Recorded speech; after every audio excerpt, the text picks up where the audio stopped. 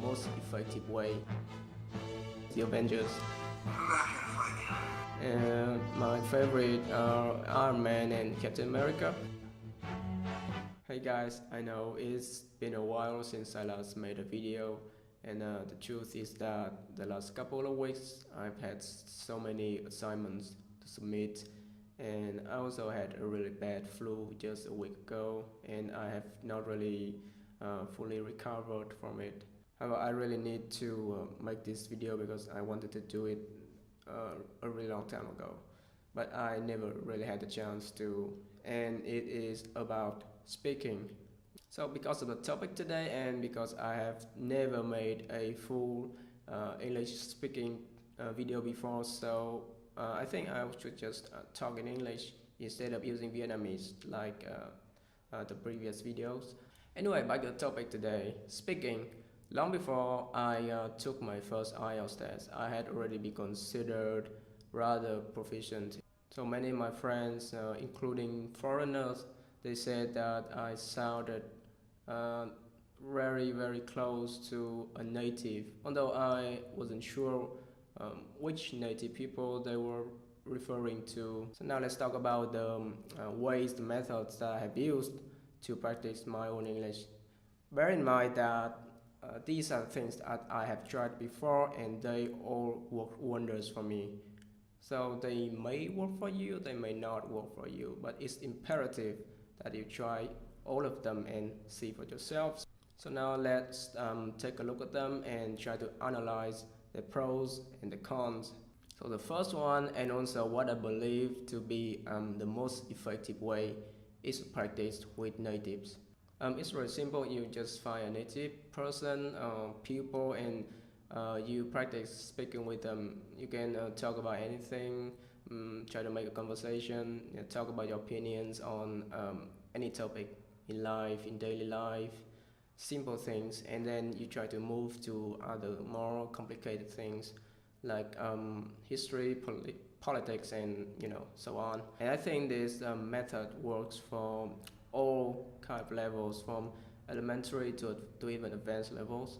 I tried this when I was in high school, I think.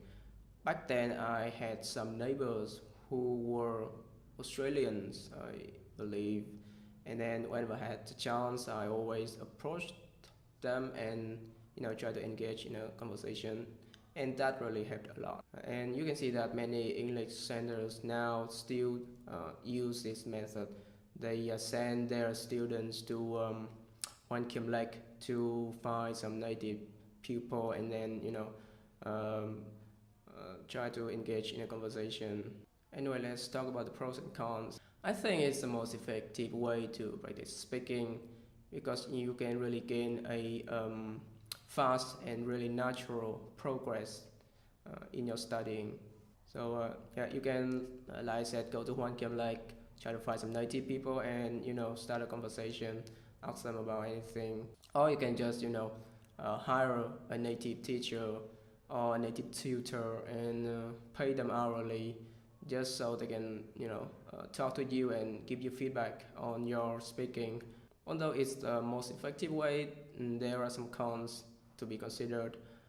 First, I think that I said that this method is meant for all levels, from elementary to even advanced levels, but for people at elementary level, maybe they won't be that confident enough to approach a native person or native pupil randomly on the street, right? Or maybe you're just afraid of talking to new people in general, even if it's not English, even if it's your own mother tongue, then you still be shy. However, for people of intermediate level and above, like advanced level, I don't think this is a real problem. Another disadvantage of this method is that some native people might get really annoyed if they are just traveling, sightseeing on the street, and then some random kid, random Vietnamese person approach them and ask some random questions about weather, about life, school, politics, history, etc. The reason I'm not using this method anymore is because that I have lost contact with most of my native English speaking friends, and I find it really difficult to engage some random people on the street, just have conversation about anything. So yeah, that's just me. You may be different than me, then yeah, you can do that, but I don't think I can. I'm not gonna fight you. Because I'm with you to the end of the line. Because I want you.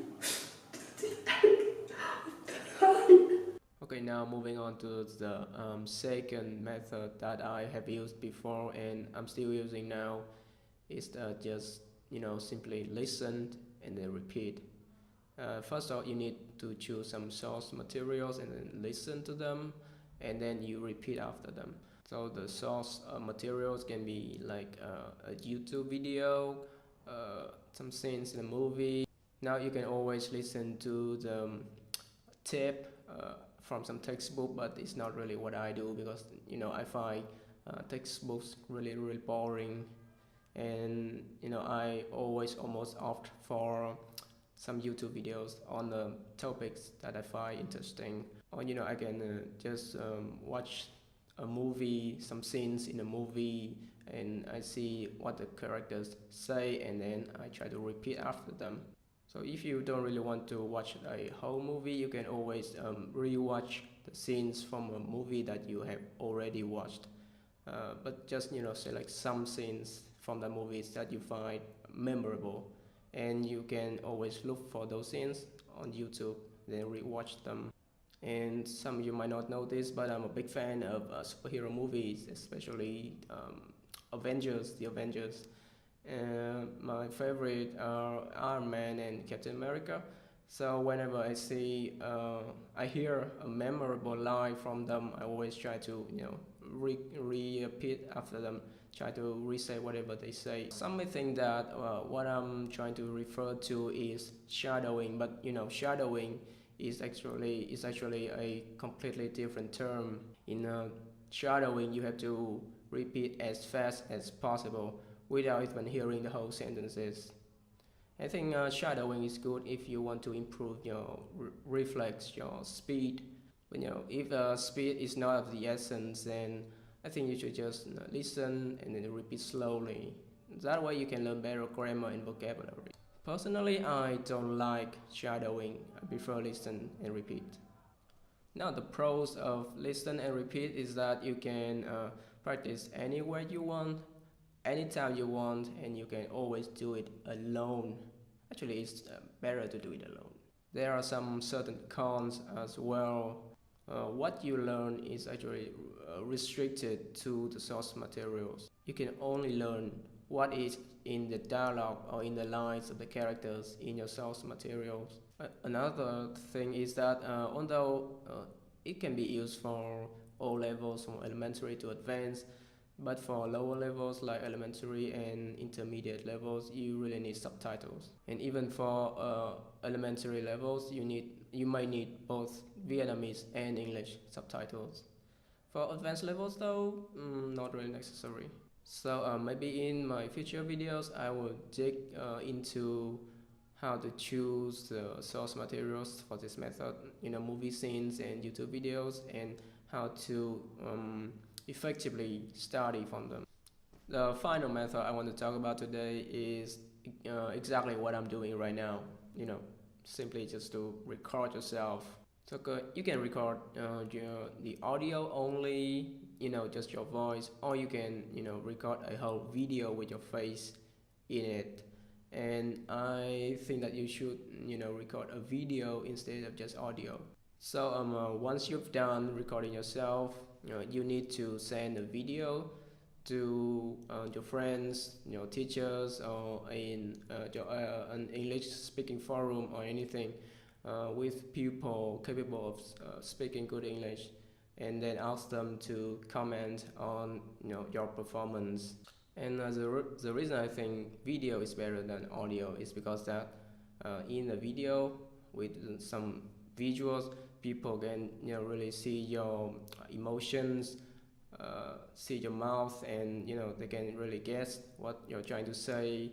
If you're not really making yourself really clear. So for people at elementary level, you may find these whole video making thing really intimidating, but you can just talk shortly about just any topic, and maybe just some short sentences would do. So for people at higher levels, you can always try to outdo yourself, make a longer video after the next and talk about more complicated topics.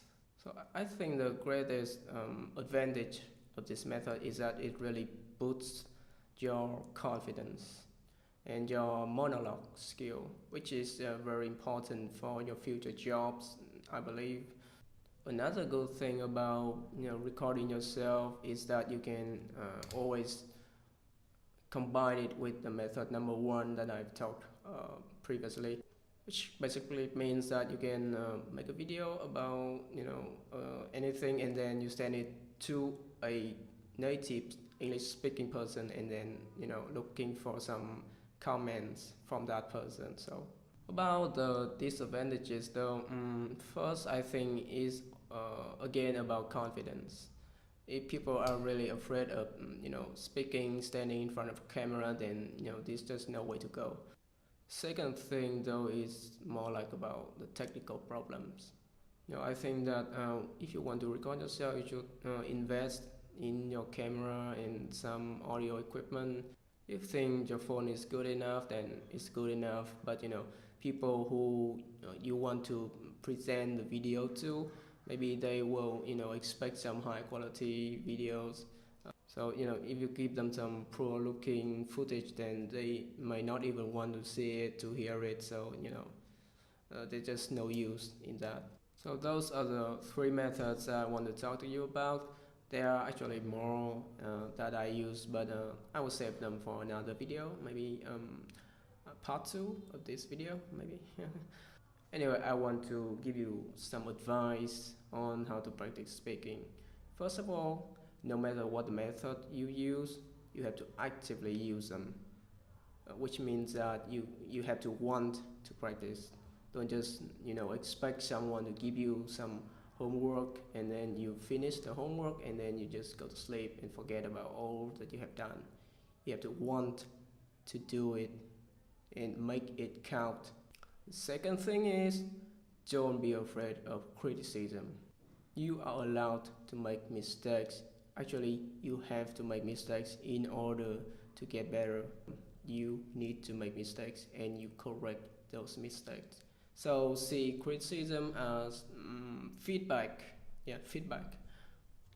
And feedback is always good, because the purpose of feedback is to help you improve. So I really hope you take my advice into consideration, and that's it for today, guys. So if you have any questions for me or any ideas to help me make better videos, just leave your thoughts in the comment section below. Also, don't forget to like and subscribe if you find this video useful. And see you in the next video. So thank you. I need to get some rest, take my medicine now. Bye.